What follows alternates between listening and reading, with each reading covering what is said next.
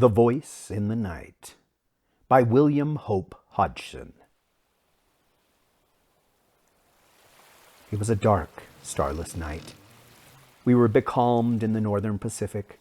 Our exact position I do not know, for the sun had been hidden during the course of a weary, breathless week by a thin haze which had seemed to float above us, about the height of our mastheads, at whiles descending and shrouding the surrounding sea. With there being no wind, we had steadied the tiller, and I was the only man on deck.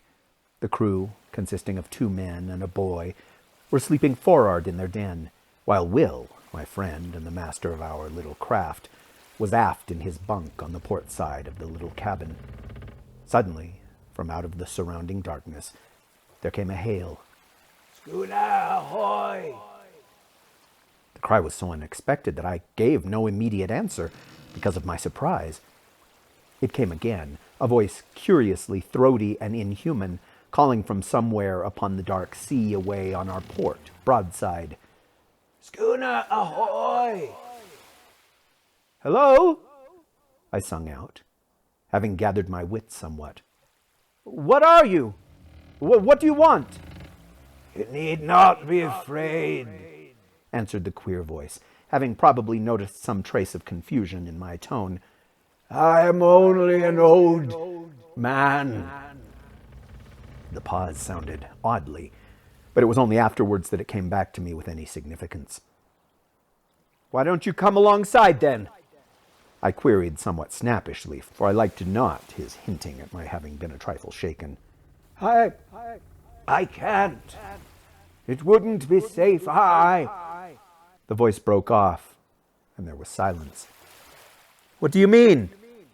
I asked, growing more and more astonished. "Why not safe? Where are you?" I listened for a moment, but there came no answer, and then a sudden, indefinite suspicion of I knew not what coming to me, I stepped swiftly to the binnacle and took out the lighted lamp. At the same time, I knocked on the deck with my heel to waken Will. Then I was back at the side, throwing the yellow funnel of light out into the silent immensity beyond our rail. As I did so, I heard a slight, muffled cry, and then the sound of a splash, as though someone had dipped oars abruptly.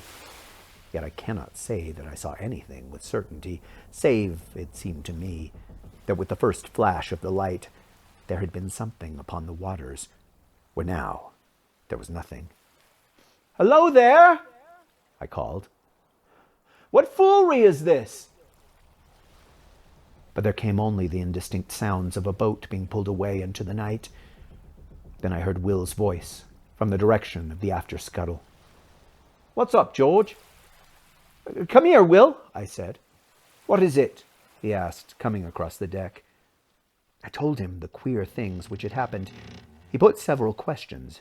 Then, after a moment's silence, he raised his hands to his lips and hailed, "Boat, ahoy!" From a long distance away, there came back to us a faint reply, and my companion repeated his call. Presently, after a short period of silence, there grew on our hearing the muffled sound of oars, at which Will hailed again. This time there was a reply. "Put away the light."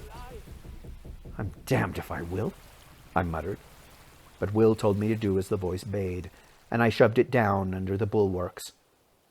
"Come nearer," he said, and the oar strokes continued.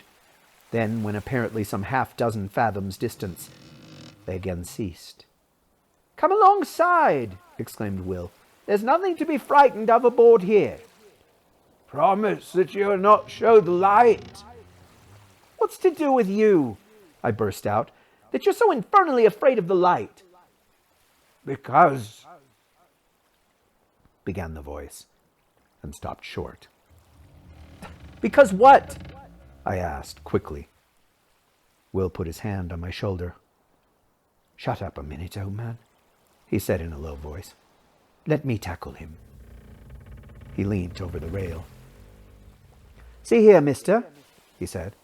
"This is a pretty queer business, you coming upon us like this, right out in the middle of the blessed Pacific. How are we to know what sort of hanky-panky trick you're up to? You say there's only one of you. How are we to know unless we get to squint at you, eh? What's your objection to the light anyway? As he finished, I heard the noise of the oars again, and then the voice came, but now from a greater distance, and sounding extremely hopeless and pathetic. I am sorry. Sorry. I would not have troubled you. Only I am hungry, and so is she. The voice died away, and the sound of the oars dipping irregularly was borne to us. Stop! Sung out Will. I don't want to drive you away. Come back. We'll keep the light hidden if you don't like it. He turned to me. It's a damned queer rig, this, but I think there's nothing to be afraid of. There was a question in his tone, and I replied, No, I think the poor devil's been wrecked around here and gone crazy. The sound of the oars drew nearer. Shove that lamp back in the binnacle, said Will. Then he leaned over the rail and listened. I replaced the lamp and came back to his side. The dipping of the oars ceased some dozen yards distant. Won't you come alongside now? Asked Will in an even voice. I've had the lamp put back in the binnacle. I cannot, replied the voice. I dare not come nearer. I dare not even pay you for the provisions. That's all right, said Will, and hesitated. You're welcome to as much grub as you can take. Again he hesitated. You're very good, exclaimed the voice. May God, who understands everything, reward you. It broke off huskily. The lady, said Will abruptly, is she... I have left her behind upon the island, came the voice. What island? I cut in. I know not its name, returned the voice. I would to God, it began, and checked itself as suddenly. Could we not send a boat for her? Asked Will at this point. No, said the voice, with extraordinary emphasis. My God, no! There was a moment's pause. Then it added, in a tone which seemed a merited reproach. It was because of our want, I ventured, because her agony tortured me. I am a forgetful brute, exclaimed Will. Just wait a minute, whoever you are, and I will bring you something at once. In a couple of minutes he was back again, and his arms were full of various edibles. He paused at the rail. Can't you come alongside for them? He asked. No, I dare not, replied the voice, and it seemed to me that in its tones I detected a note of stifled craving, as though the owner hushed a mortal desire. It came to me then in a flash that the poor creature out there in the darkness was suffering for actual need of that which Will held in his arms, and yet, because of some unintelligible dread, refraining from dashing to the side of our little schooner and receiving it. And with the lightning-like conviction there came the knowledge that the invisible was not mad, but sanely facing some intolerable horror. Damn it, Will, I said, full of many feelings, over which predominated a vast sympathy. Get a box. We must float off the stuff to him in it. This we did, propelling it away from the vessel, out into the darkness, by means of a boat hook. In a minute, a slight cry from the invisible came to us, and we knew that he had secured the box. A little later, he called out a farewell to us, and so heartfelt a blessing that I am sure we were the better for it. Then, without more ado, we heard the ply of oars across the darkness. Pretty soon off, remarked Will, with perhaps just a little sense of injury. Wait, I replied. I think somehow he'll come back. He must have been badly needing that food. And the lady, said Will. For a moment he was silent. Then he continued, It's the queerest thing I've ever tumbled across. Since I've been fishing. Yes, I said, and fell to pondering. And so the time slipped away.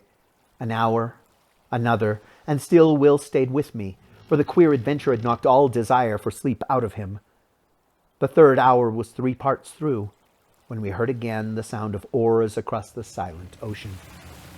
"Listen," said Will, a low note of excitement in his voice.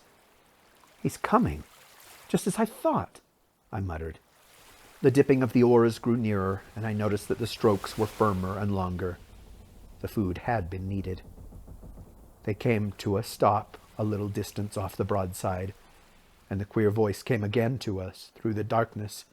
"Schooner ahoy!" "That you?" asked Will. "Yes," replied the voice. "I left you suddenly, but there was great need." "The lady?" questioned Will.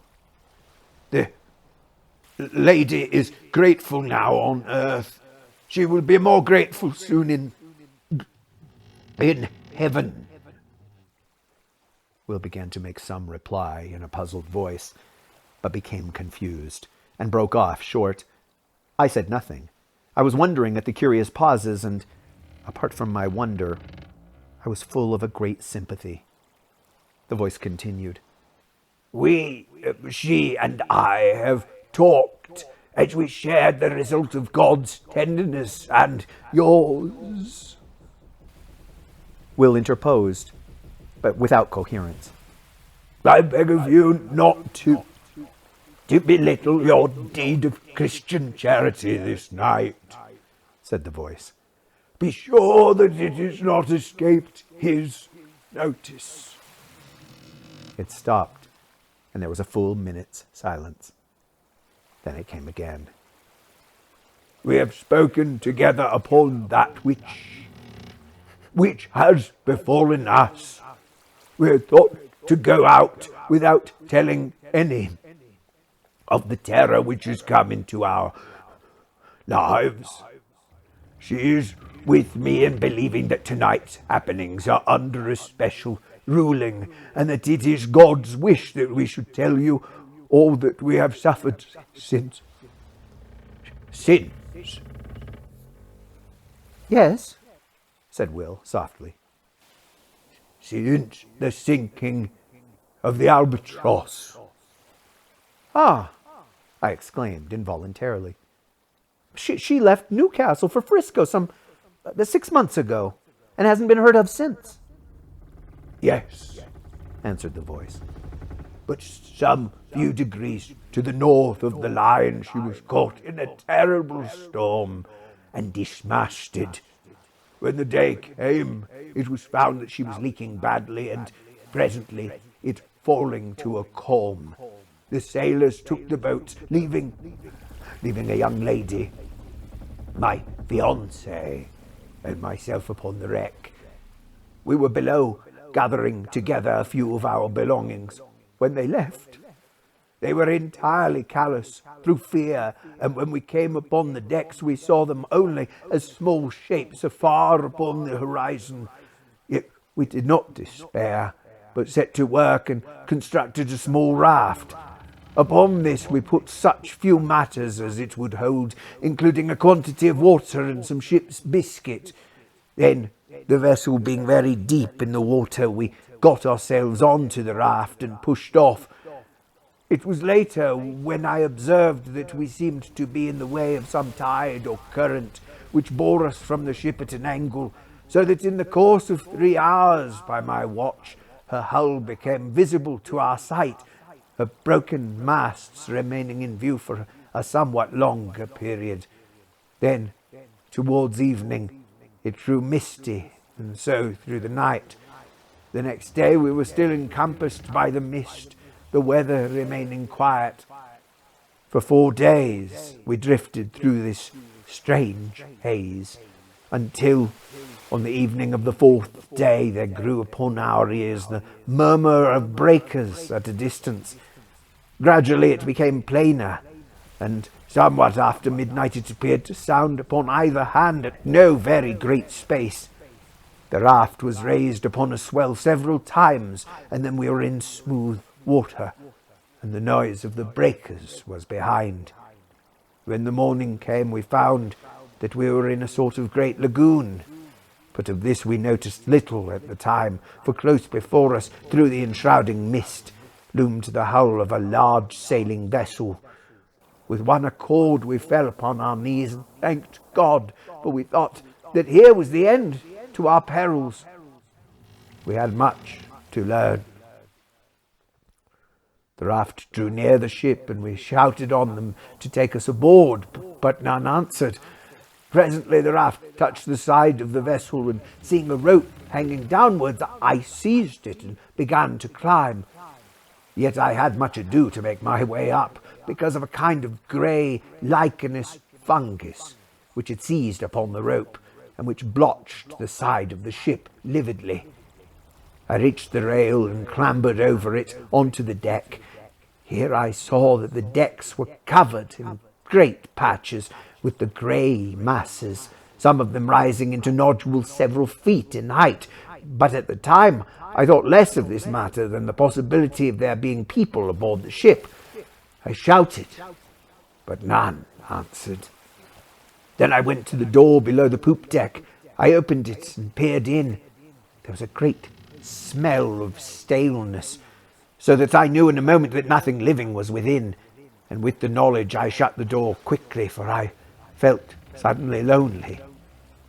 I went back to the side where I had scrambled up. My sweetheart was still sitting quietly upon the raft. Seeing me look down, she called up to know whether there were any aboard of the ship. I replied that the vessel had the appearance of having been long deserted, but that if she would wait a little, I would see whether there was anything in the shape of a ladder by which she could ascend to the deck. Then we would make a search through the vessel together. A little later, on the opposite side of the decks, I found a rope side ladder. This I carried across, and a minute afterwards she was beside me. Together we explored the cabins and apartments in the after part of the ship, but nowhere was there any sign of life. Here and there, within the cabins themselves, we came across odd patches of that queer fungus, but this, as my sweetheart said, could be cleansed away. In the end, having assured ourselves that the after portion of the vessel was empty, we picked our ways to the bows between the ugly grey nodules of that strange growth, and here we made a further search, which told us that there was indeed none aboard but ourselves. This being now beyond any doubt, we returned to the stern of the ship and proceeded to make ourselves as comfortable as possible. We cleared out and cleaned 2 of the cabins, and after that I made examination whether there was anything eatable in the ship. This I soon found was so, and thanked God in my heart for his goodness. In addition to this, I discovered the whereabouts of the freshwater pump, and having fixed it, I found the water drinkable, though somewhat unpleasant to the taste. For several days we stayed aboard the ship without attempting to get to the shore. We were busily engaged in making the place habitable. Yet even thus early we became aware that our lot was even less to be desired than might have been imagined.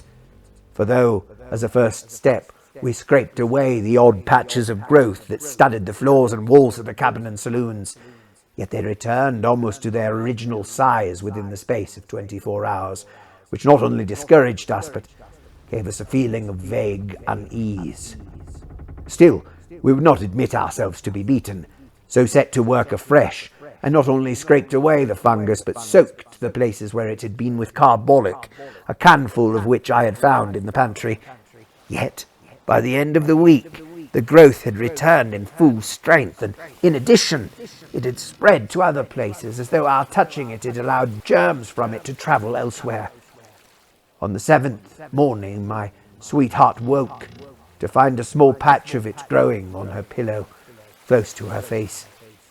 At that, she came to me, so soon as she could get her garments upon her. I was in the galley at the time, lighting the fire for breakfast. "Come here, John," she said, and led me aft. When I saw the thing upon her pillow, I shuddered. and then and there we agreed to go right out of the ship and see whether we could not fare to make ourselves more comfortable ashore.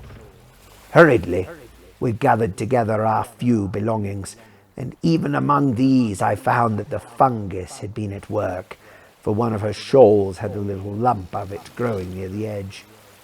I threw the whole thing over the side without saying anything to her.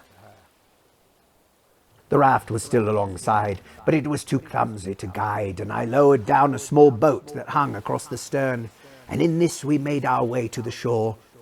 Yet as we drew near to it, I became gradually aware that here the vile fungus, which had driven us from the ship, was growing riot. In places it rose into horrible, fantastic mounds, which seemed almost to quiver as if with quiet life when the wind blew across them. Here and there it took on the form of vast fingers, and in others it just spread out flat and smooth and treacherous. Odd places it appeared as grotesque stunted trees, seeming extraordinarily kinked and gnarled, the whole quaking vilely at times. At first it seemed to us that there was no single portion of the surrounding shore which was not hidden beneath the masses of the hideous lichen.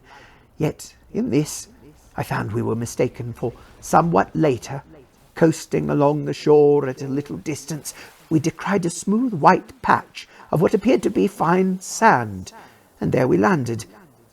It was not sand. What it was I do not know. All that I have observed is that upon it the fungus will not grow, while everywhere else, save where the sand-like earth wanders oddly, pathwise, amid the grey desolation of the lichen, there is nothing but loathsome greyness. It is difficult to understand how cheered we were to find one place that was absolutely free of the growth, and here we deposited our belongings. Then we went back to the ship for such things as seemed to us we should need. Among other matters, I managed to bring ashore with me one of the ship's sails, with which I constructed 2 small tents, which, though exceedingly rough-shaped, served the purpose for which they were intended. In these we lived and stored our various necessities, and thus for a matter of some 4 weeks all went smoothly and without particular unhappiness. Indeed, I may say with much of happiness, for we were together. It was on the thumb of her right hand that the growth first showed. It was only a small circular spot, much like a little grey mole. My God, how the fear leapt to my heart when she showed me the place. We cleaned it between us, washing it with carbolic and water. In the morning of the following day she showed her hand to me again. The grey thing had returned. For a little while we looked at one another in silence. Then, still wordless, we started again to remove it. In the midst of the operation she spoke suddenly. "What's that on the side of your face, dear?" Her voice was sharp with anxiety, and I put my hand up to feel. "There, under the hair by your ear, a little to the front a bit." My finger rested upon the place, and then I knew. "Let us get your thumb done first," I said. And she submitted only because she was afraid to touch me until it was cleansed. I finished washing and disinfecting her thumb, and then she turned to my face. After it was finished, we sat together and talked a while of many things, for there had come into our lives sudden, very terrible thoughts. We were, all at once, afraid of something worse than death. We spoke of loading the boat with provisions and water, and making our way out on to the sea. Yet we were helpless, for many causes, and the growth had attacked us already. We decided to stay. God would do with us what was his will. We would wait. A month, 2 months, 3 months passed, and the places grew somewhat, and there had come others. Yet we fought so strenuously with the fear that its headway was but slow, comparatively speaking. Occasionally, we ventured off to the ship for such stores as we needed, There we found that the fungus grew persistently. One of the nodules on the main deck became soon as high as my head. We had now given up all thought or hope of leaving the island. We had realized that it would be unallowable to go among healthy humans with the thing from which we were suffering. With this determination and knowledge in our minds, we knew that we should have to husband our food and water, for we did not know at that time that we should possibly live for many years. This reminds me that I have told you that I am an old man. Judged by years, this is not so, but... He broke off, then continued somewhat abruptly. As I was saying, we knew that we should have to use care in the matter of food, but we had no idea then how little food there was left of which to take care. It was a week later that I made the discovery that all the other bread tanks, which I had supposed full, were empty, and that, beyond odd tins of vegetables and meat and some other matters, we had nothing on which to depend but the bread in the tank which I had already opened. After learning this, I bestirred myself to do what I could and set to work at fishing in the lagoon, but with no success. At this, I was somewhat inclined to feel desperate, until the thoughts came to me to try outside the lagoon, in the open sea. Here, at times, I caught odd fish, but so infrequently that they proved of but little help in keeping us from the hunger which threatened. It seemed to me that our deaths were likely to come by hunger, and not by the growth of the thing which had seized upon our bodies. We were in this state of mind when the 4th month wore out. Then I made a very horrible discovery. One morning, a little before midday, I came off from the ship with a portion of the biscuits which were left.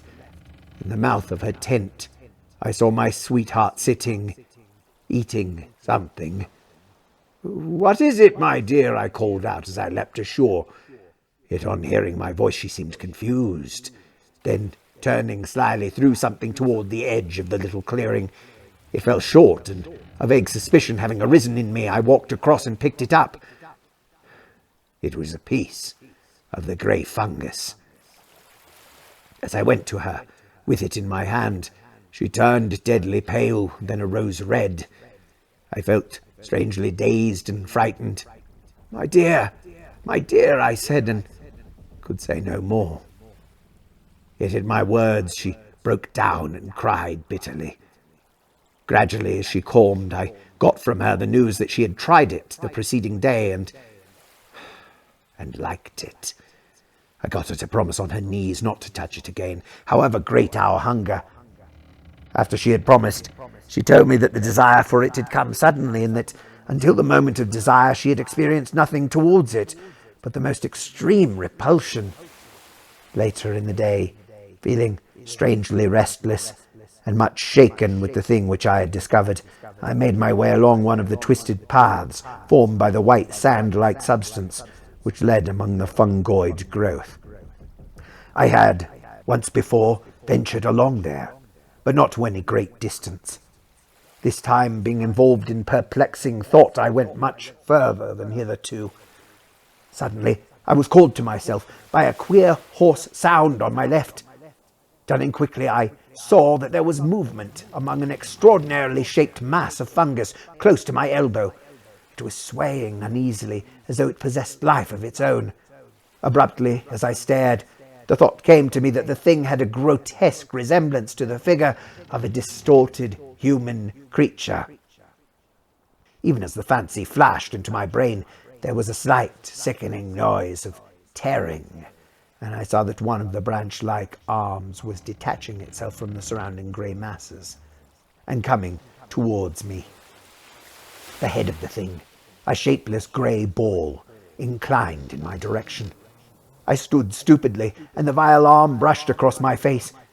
I gave out a frightened cry and ran back a few paces. There was a sweetish taste upon my lips where the thing had touched me. I licked them and was immediately filled with an inhuman desire. I turned and seized a mass of the fungus, then more, and more. I was insatiable. In the midst of devouring, the remembrance of the morning's discovery swept into my mazed brain. It was sent by God.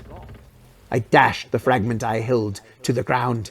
Then, utterly wretched and feeling a dreadful guiltiness, I made my way back to the little encampment. I think she knew, by some marvelous intuition which love must have given, so soon as she set eyes on me. Her quiet sympathy made it easier for me, and I told her of my sudden weakness, yet omitted to mention the extraordinary thing which had gone before. I desired to spare her all the unnecessary terror.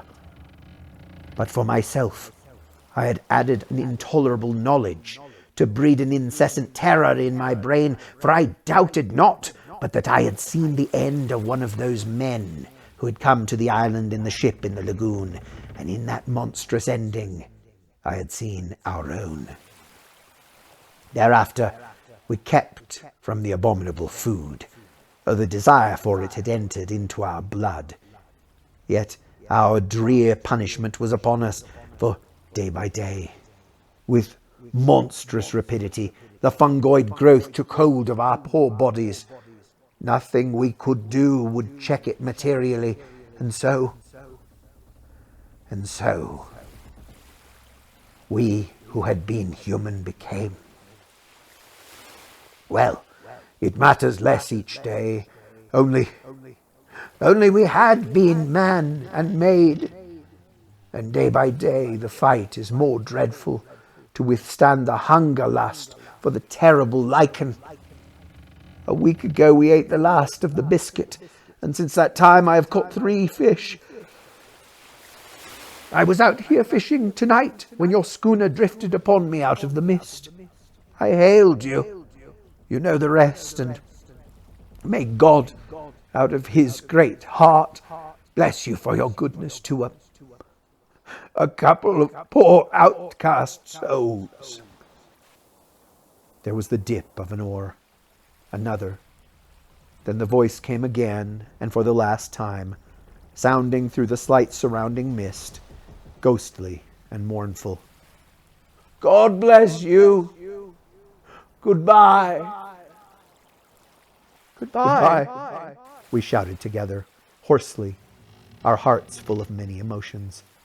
I glanced about me. I became aware that the dawn was upon us. The sun flung a stray beam across a hidden sea, pierced the mist dully, and lit up the receding boat with a gloomy fire. Indistinctly, I saw something nodding between the oars. I thought of a sponge, a great grey nodding sponge. The oars continued to ply. They were grey, as was the boat, and my eyes searched a moment vainly for the conjunction of hand and oar. My gaze flashed back to the head. It nodded forward as the oars went backward for the stroke. Then the oars were dipped. The boat shot out of the patch of light, and the thing went nodding into the mist.